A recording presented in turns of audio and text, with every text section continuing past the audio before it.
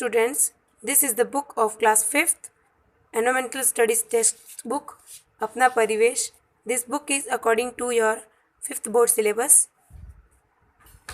Front page is like this. There are about 25 chapters and 7 units.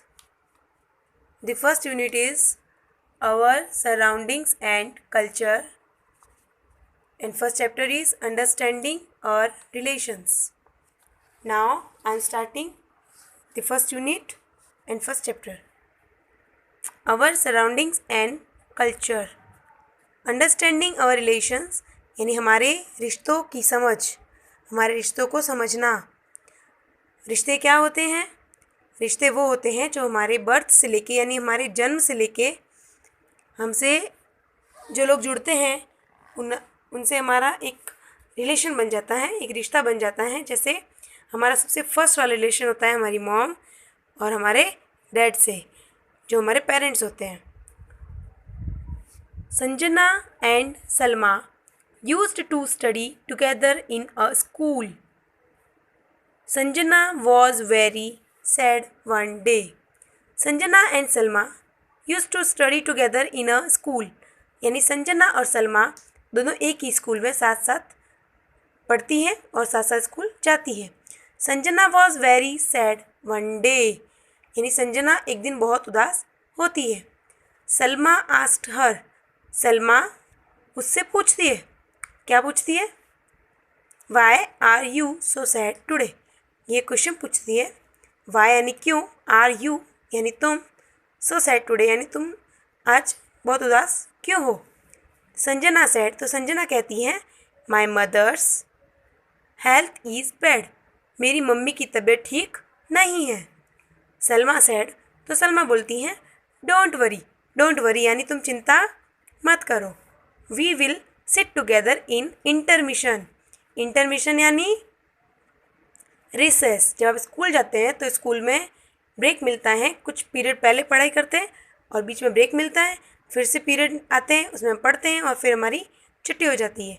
वो होता है intermission, जिसे हम ब्रेक भी कहते हैं, लंच भी कहते हैं और रिसेस भी कहते हैं. तो वो कहती हैं we will sit together in intermission यानी हम रिसेस में इंटरमिशन में साथ साथ बैठेंगे. And talk in the detail और डिटेल में इसके बारे में बात करेंगे. Aunt will be fine soon. Aunt will be fine soon यानी आंटी जी बहुत जल्द ठीक हो जाएगी. आंटी जी यानी कौन? संजना की मम्मी, जिनको सलमा ने बोला है कि आंट. ड्यूरिंग इंटरमिशन यानी जब उनकी लंच होती है, जब उनका ब्रेक होता है, जब उनका रिसेस होता है तो उनकी बातचीत क्या होती है, आइए देखते हैं. सलमा कहती हैं यस संजना टेल. हाँ संजना बताओ. What happened to your mother. वही क्वेश्चन पूछती है Salma. What happened to your mother यानी तुम्हारी मम्मी को क्या हुआ. तो संजना बताती है mom has had high fever since yesterday. Yesterday यानी वो वाला डे जो बीत चुका है, जो जा चुका है. तो mom has had high fever. High fever यानी तेज़ बुखार. मेरी मम्मी को कल से बहुत तेज़ बुखार है. तो सलमा बोलती हैं did you take her to a doctor. Salma question पूछती है कि क्या तुम उनको डॉक्टर के पास लेकर गई. तो संजना बोलती है यस यानी हाँ. Doctor has prescribed medicines for my mother. Doctor ने मेरी मम्मी को मेडिसिन्स दी हैं, मतलब दवाइयाँ दी हैं. My aunt and grandmother are taking care of her यानी मेरी आंटी जी और मेरी ग्रैंड मदर यानी मेरी दादी जी उनका ध्यान रख रही है. सलमा आगे बताती हैं पूछती है why are you worried. Worried यानी चिंतित, उदास, टेंशन में, कुछ सोचते हुए. वाई आर यू वरीड यानी तुम टेंशन में क्यों हो. When you have a joint family. जब तुम्हारी फैमिली जॉइंट फैमिली है तो तुम इतनी टेंशन क्यों करती हो, तुम इतनी वरीड क्यों हो. तो संजना बताती है यस यानी हाँ. My whole family lives together. मेरी पूरी फैमिली लिव्स टुगेदर यानी साथ साथ रहती है. ग्रैंडफादर यानी दादाजी, ग्रैंड मदर यानी दादी जी, अंकल्स यानी मेरे चाचा जी, आंट्स यानी उनकी वाइफ्स एंड देयर किड्स यानी उनके बच्चे. We all live together. हम सब साथ साथ रहते हैं. तो आगे सलमा बताती हैं, you should not worry at all, तो तुम्हें इन सब के लिए बिल्कुल भी चिंता नहीं करनी चाहिए। Everyone in your house is taking good care of your mother, क्योंकि तुम्हारी फैमिली का हर पर्सन, एवरीवन यानी जितने भी लोग हैं फैमिली के, वो सारे के सारे तुम्हारी मम्मी की गुड केयर यानी अच्छी तरह से देखभाल कर रहे हैं, तो तुम्हें बिल्कुल भी टेंशन नहीं करनी चाहिए। She will be fine with in 2-3 days, she will be यानी वो बहुत जल्दी 2-3 दिनों में ही ठीक हो जाएगी। इन माई हाउस, मेरे घर में, I have only my father, mother and younger sister, but मेरी फैमिली में तो सिर्फ मेरे पापा, मेरी मम्मा और मेरी एक छोटी बहन है। आज हमने जो फर्स्ट यूनिट पढ़ा है, जो फर्स्ट उसका चैप्टर पढ़ा है, उसमें हमने देखा कि संजना और सलमा अपनी फैमिली के बारे में कंजर्वेशन कर रहे हैं और उसमें बता रहे हैं कि उनकी फैमिली किस तरह से रहती है। तो उसमें संजना की फैमिली जॉइंट फैमिली है जो आपको यहाँ दिख रही है, और सलमा की फैमिली न्यूक्लियर फैमिली है। तब आपको बताती हूँ मैं जॉइंट फैमिली क्या होती है और न्यूक्लियर फैमिली क्या होती है। Joint family, types of family, families के टाइप होते हैं 2। First one is joint family and second one is nuclear family. Joint family में जो हमारी स्टार्ट होती है जॉइंट फैमिली, ग्रैंडफादर होते हैं उसमें, ग्रैंडमदर, अपने फादर, मदर, ताऊ जी, ताई जी, अंकल, आंट, देयर किड्स यानी उनके बच्चे। और न्यूक्लियर फैमिली में फादर, मदर और चिल्ड्रन यानी पेरेंट्स और बच्चे ही होते हैं। तो फैमिलीज़ के टाइप्स होते हैं 2, joint family and nuclear family, जिनमें जॉइंट फैमिली होती है जॉइंट फैमिली बिग होती है और न्यूक्लियर फैमिली स्मॉल होती है। तो आपसे अगर कोई पूछे कि फैमिलीज़ कितने टाइप्स की होती है तो क्या बोलेंगे? 2 टाइप्स। कौन कौन सी? First one is joint family and second one is nuclear family. आज के लिए बस इतना ही। अब मैं आपको बता दूं आपका होमवर्क क्या है।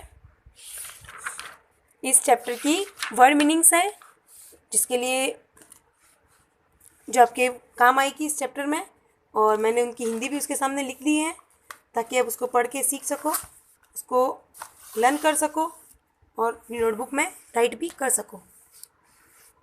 इस वीडियो को आप यहाँ पे पॉज करके एक बार आराम से देख सकते हो। First word is worried. Worried means upset या नर्वस, जिनको हम बोलते हैं चिंतित या उदास। जब हम किसी चीज़ के बारे में उदास होते हैं, उसकी चिंता करते हैं, तो उसे बोलते हैं वरीड।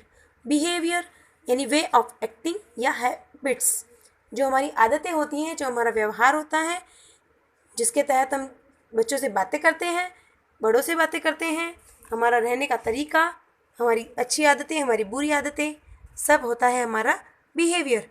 नेक्स्ट है कैरेक्टरिस्टिक्स यानी एसेंशियल क्वालिटी, फीचर्स, विशेषताएं। हर पर्सन के अंदर कुछ खास फीचर्स होते हैं, उनको बोलते हैं कैरेक्टरिस्टिक्स।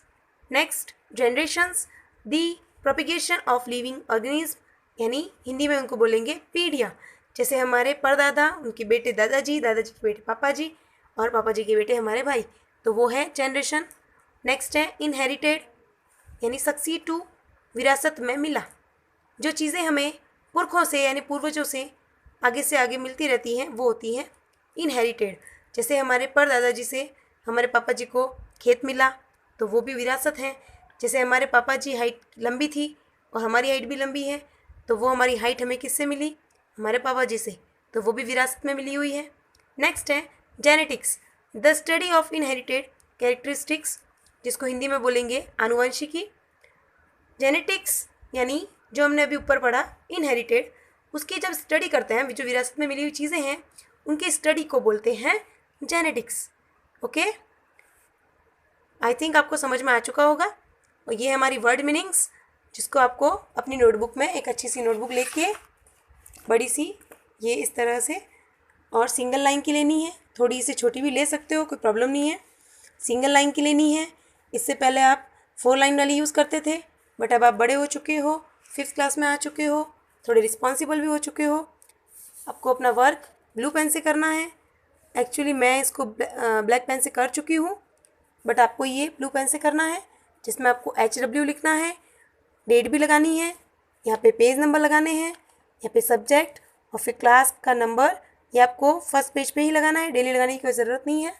फिर यूनिट फर्स्ट, चैप्टर फर्स्ट और फिर इसकी वर्ड मीनिंग्स, जो अभी कुछ अधूरी है मेरी नोटबुक में, लेकिन आपको वीडियो से देख के बुक वाली को मैच करके पूरी अपनी नोटबुक में करनी है। और आपका ये डेली का वर्क आपको कंप्लीट रखना है अपनी नोटबुक में। जब भी स्कूल्स ओपन होंगे तो आपकी नोटबुक चेक की जाएगी और ये सारा आपको लर्न भी होना चाहिए। डेली थोड़ा थोड़ा लर्न करते रहे ताकि आपकी लर्न करने की आदत छूटे ना और आपका लर्न किया हुआ आगे एग्ज़ाम्स में भी काम आ सके। इसके आगे की स्टडी हम कल करेंगे। Thank you.